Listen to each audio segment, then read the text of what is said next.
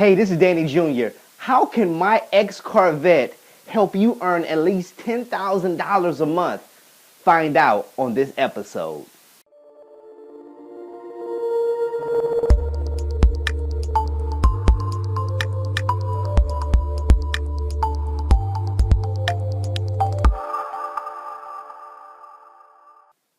Hey everybody, this is Danny Jr. And man, I'm so excited about this episode because I have a story to tell you that I think is going to impact your life right now. It has everything to do with my ex-Corvette. Alright, so I bought my dream car a few years ago and I was so excited because in 2011 I said that I was going to purchase this car. And this was before 2011. I told all my co-workers at the time and I said, hey, I'm going to get this Corvette. And most of them doubted me. And so when it came to the point of me thinking that I needed to buy a car, I saw it just subconsciously. It was like my mind geared me towards getting the same Corvette that I envisioned. You see, I had put the Corvette of my dreams on my screensaver, and I would look at it every single day when I would log on to my computer. And so when I began to look for cars, my subconscious mind already directed me toward this car. And so I looked on eBay and I saw this amazing car. It was a black Corvette, real nice. You know, looking at the car from the outside, it had 20-inch rims. They were staggered, which means that they poke out a little bit more than just your standard wheels. In the front of the car, it was 19 inches, and they had black rims, and the Corvette was black, and so you can just imagine it was just this black on black car. It was absolutely amazing. It looked like a Batmobile, many people referred it to.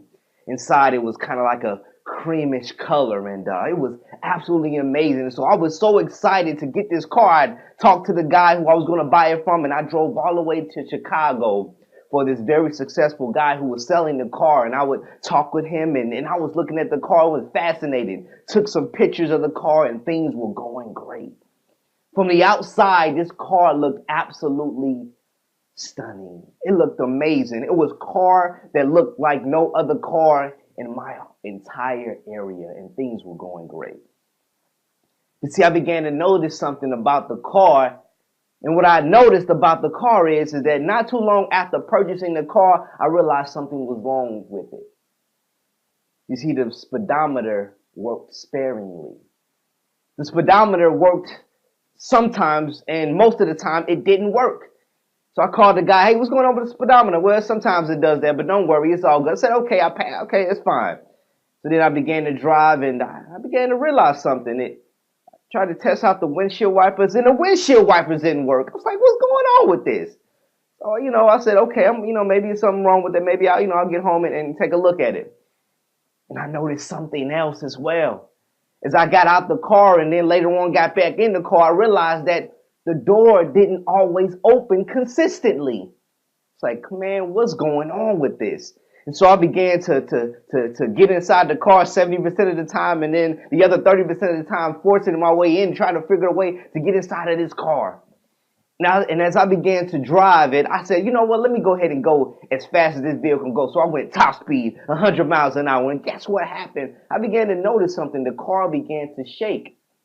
And so I called my friend at the time and I said, hey man, my car's kind of shaking. He said, hey, I didn't tell you. I thought you already know. So I said, what? He said that the rim is partially bent in the back.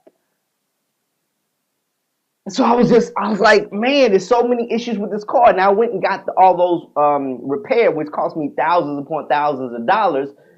But I began to realize something, that the car looked absolutely amazing on the outside, but the interior was all jacked up.